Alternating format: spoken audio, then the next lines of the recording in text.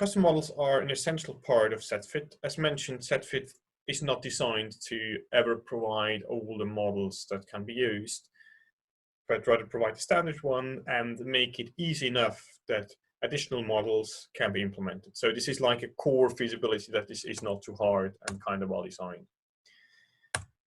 There are, let's say, two levels what you can do, how to implement PDF. And again, this is always just giving you a little bit more or less control of things. The easiest one to inherit from is the set PDF, which is really just a very, very simple version to implement something. What we do here is to implement a second order polynomial. We just inherit from this PDF. And all that basically does as well is it also cares about the init for you. It's really just the most simple version you can do. And what you need to do is just override this unnormalized PDF method with a leading underscore. It's a private method. This won't be called directly. You get in the X, which is the data that is unstacked. You can retrieve the parameters, and you can just implement anything in here using TensorFlow. Or even the set, which is, as we see here, from zfit import set. Set contains some functionality from TensorFlow as well, and just takes care of type, detypecasting, and so on. So if a function is there, you can use it, but you can use TensorFlow as well. It's just calling TensorFlow behind the scenes, so it's the same in a sense. With this simple PDF, we can just, with this definition, we can just create our PDF, get an observable parameter, and one thing here, if you want to have a constant parameter for a PDF, you also just can give in Python integer. This is very uncomplicated. And we can use the full functionality of our model, meaning we can integrate, we can sample, or we can use the PDF. As you've seen as well, this unnormalized PDF is not, so what we see here is the result of numerical operations. We didn't define an integral, we didn't take care of normalization. zfit itself automatically normalizes to the right range, tries to find an analytic integral, I mean if there is some register, otherwise it integrates numerically. Same goes for sampling. If there's an analytic sampling available, it uses that. If not, it goes for some accept reject algorithm. What we can do to extend our model is to define an integral. And maybe this looks a little bit too overwhelming for an integral, but it's just straightforward code. There are many examples around how you just define it. It's just doing some bureaucracy, let's say, which is just because with this way you can implement arbitrary complicated integrals or anything. But in the end, it's just nice to have this, define a CDF and then say, okay, my integral is the CDF of the upper value and the lower value, and that's it. I just added a print statement so we see if this function is really called. Then we can also say over which limits actually this integral is valid, so over which axis of the PDF. We don't know the observable yet, so we basically say the axis of the PDF is a zeroth axis, it's just one dimensional, and we specify the limits here. You can usually just copy paste that and fill out the blankets there, and then we can register it. And if we create a new PDF and use the same things again, we'll see a few times that we get the integral called, because now it used the analytic integral inside.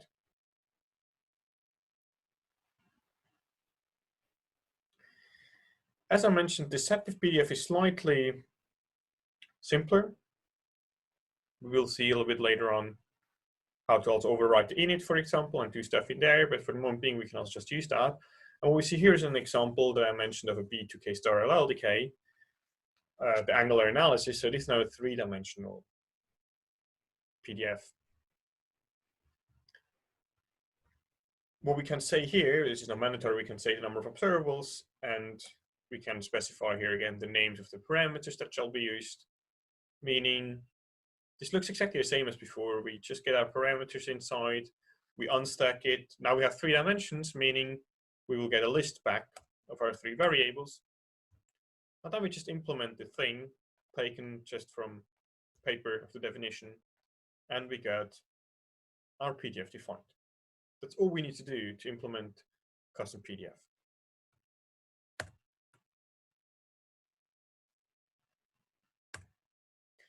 Now, what we didn't look at is how can we actually define a multidimensional space. because we have a three-dimensional data set, so we need a three-dimensional space definition. And the most simple way to do is to just create a one-dimensional space object and then just multiply them. There's also a function which says combined space if you want to use that instead of the multiplication operator. And then we get the angular obs, which has then 3 dimensions. So this is a three-dimensional space, which has three-dimensional limits and such. A note on managing parameters. Above, you have now 9 parameters around. And if you go to do that for different years, maybe, and many things, it can be a lot of parameters, 20, 30, 50, whatever fit we do. And there's not a lot of managing parameters in zfit because this is just usually done quite simple with some nice Python code, a dictionary comprehension with initial values. We create our parameters, and we can just instantiate here our Angular PDF.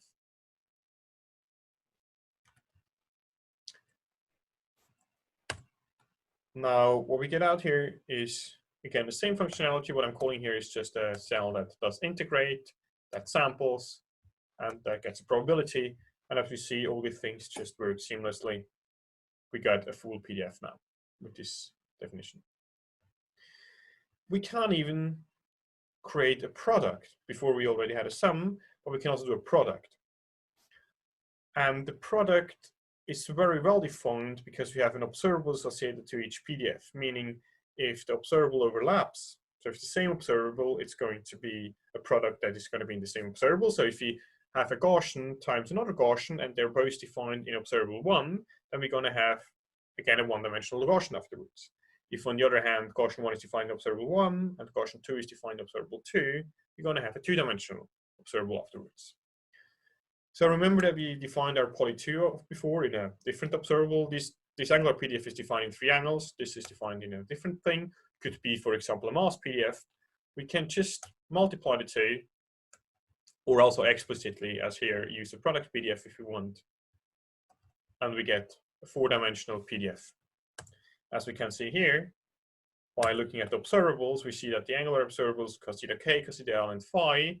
The poly observable is observable 1, and now we have our full PDF, and the observable of those is just this 4-dimensional thing. Now, what I'm having here is an explanation of what really happens inside. And the short thing is that you can gain always full control of a PDF by overriding not the public method, but the private method. So if you want to change how integrate works, you can just implement _integrate for yourself if you want. Meaning you can always take full charge of a PDF. If you override _PDF, _integrate, unnormalized PDF, sample, then zfit doesn't do a lot anymore for you. What it still does is it catches some automatic things and it does some input pre-processing. So always, if you want to take control, use the underscore and then the method name.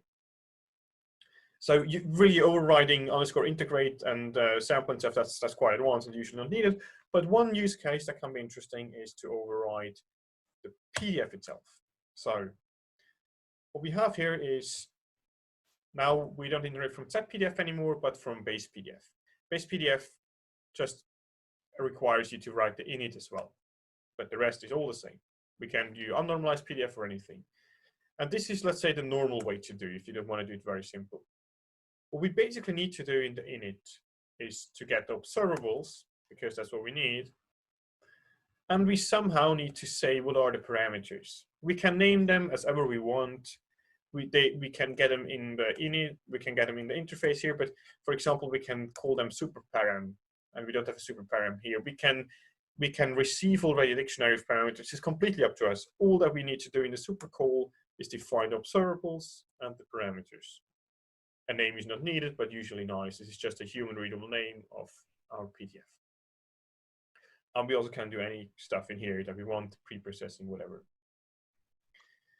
Sorry, Jonas. Jonas, sorry. There is a typo, isn't it?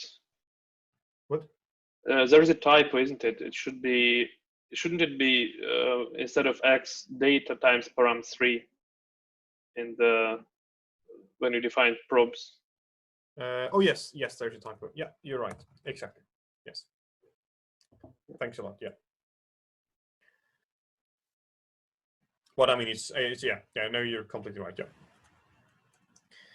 So before we override unnormalized PDF, and we could do this here as well. But if we want, we can also override underscore PDF. Before the PDF function, when it was called, it looked whether there is an underscore PDF defined. If not, it tries to fall back and take your unnormalized one and does the integration and all this stuff. This is what it should normally be. If you really want, you can take over control what PDF does. Meaning, now you get an additional argument, normalization range, because it tells you now how it should be normalized. This can be differently, and this is not something you should hard code in general.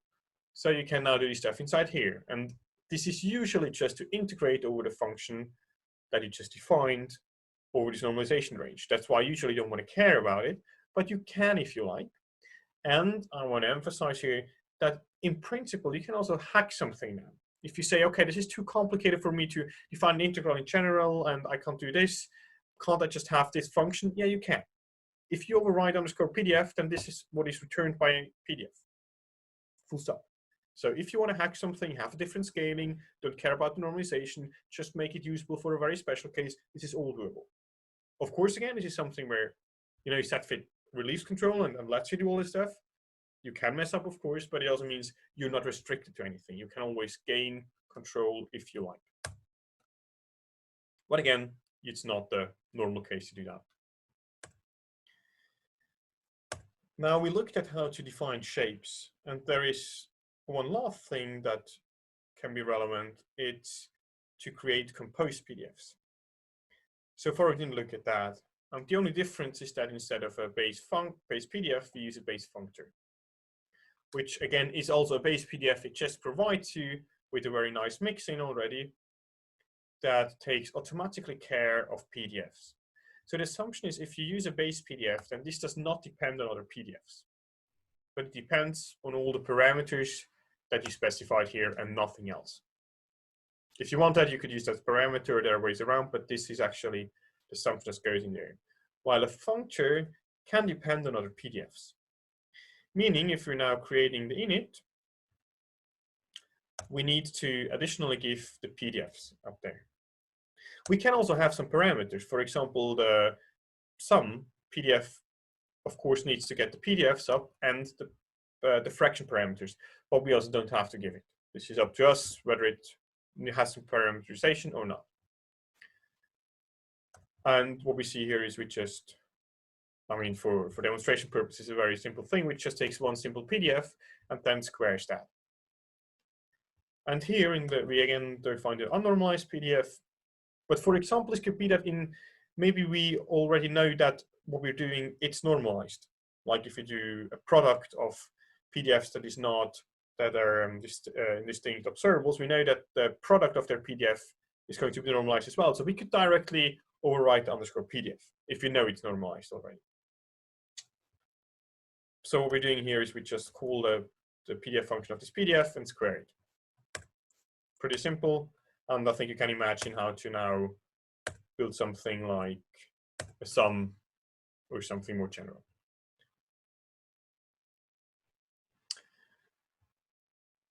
And again, all the functionality works straight out of the box.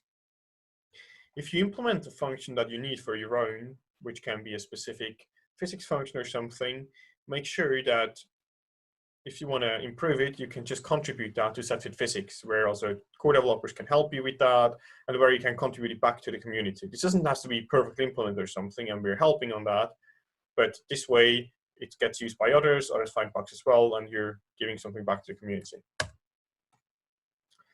As a last thing here is, as you've seen yesterday with TensorFlow, because so far we use TensorFlow inside all the time. Maybe you didn't even really notice because it all looks so natural. And this stuff doesn't even count TensorFlow, but these are all TensorFlow operations actually. So you've seen us before that the tutorial yesterday was quite advanced, all this wild stuff. In practice, it's pretty easy to write TensorFlow. It's a little bit like NumPy.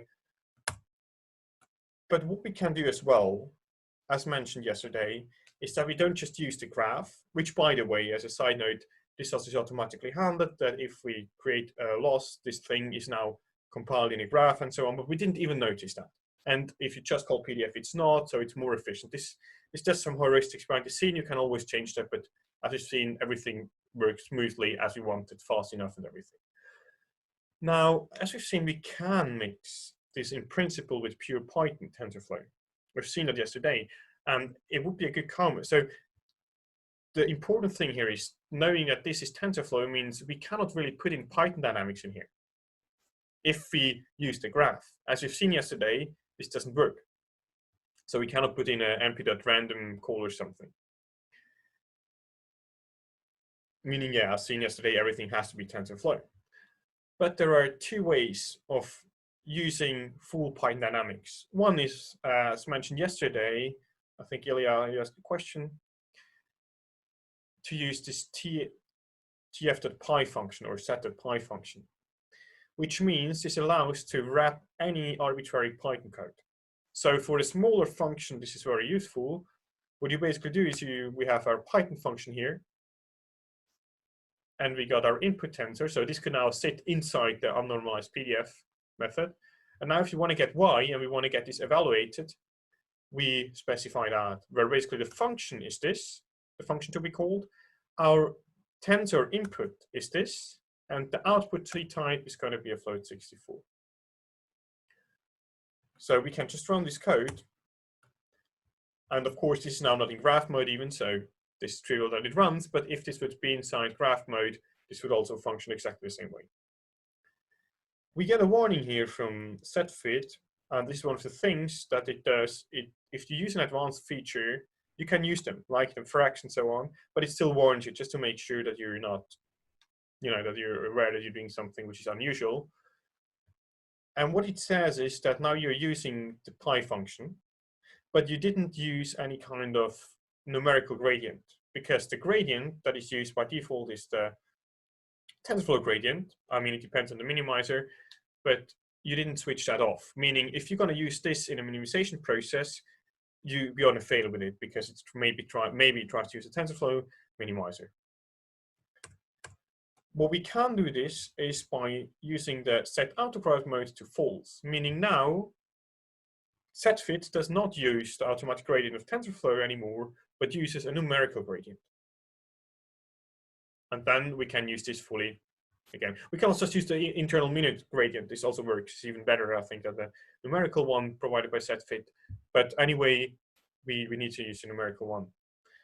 What we can also do in addition is to change the other thing. Instead of doing this py function, which works nicely for smaller things, but it's still not the full Python dynamics that we promised yesterday with TensorFlow, is to change the graph mode. So switch it off. Meaning now zfit, even if you decorate it with function, by the way, there you should use the set.function because it does some stuff and so on. This is all switched off, meaning everything runs now eagerly like TensorFlow if you use this flag. Sure, I said yesterday, if you use Python code, you don't have the whole speed up of TensorFlow anymore. And to give an estimate, this is maybe a factor of, let's say, 5 to 10 slower. Depends a lot on what you do, but let's say I did some comparison, prop fit, row fit, set fit on a nice simultaneous fit, and compiled. It's on the same order. It's roughly like row fit, and if you run it in this mode, it's still faster actually than prop fit, but it's just a factor of 5 to 10 slower. It depends, of course, on what you do, and it's the cost, of course, to get the whole dynamicity. But now we can define this numpy Gaussian, meaning inside here, we just use numpy functionality. All we do is we convert it again to a tensor when we return it, because the rest is still TensorFlow, and this is a little bit nicer to do. And another thing we put in here that's quite tricky. If you really need to do this kind of PDF, you can, but maybe don't forget to put in this assert statement, which means we can now just execute this function if we're running eagerly. So if we're not using graph mode. Because remember, if we would use the graph mode with the above function, it would just run the first time very nicely, probably, but just remembers all the static things from NumPy and won't do anything again, any calculation. So this is going to be a problem, meaning if you put this in, it will just fail, which is nice. And now we can use this, and we can even compare it now to the built-in zfit Gaussian PDF and integrate over a certain range, and we see the integral values are basically the same. So we see we can, if we want to have the full Python dynamics, we still have it with zfit. So on one hand, zfit has this high speed of TensorFlow graphs, and on the other hand, it has Python dynamics if we want it.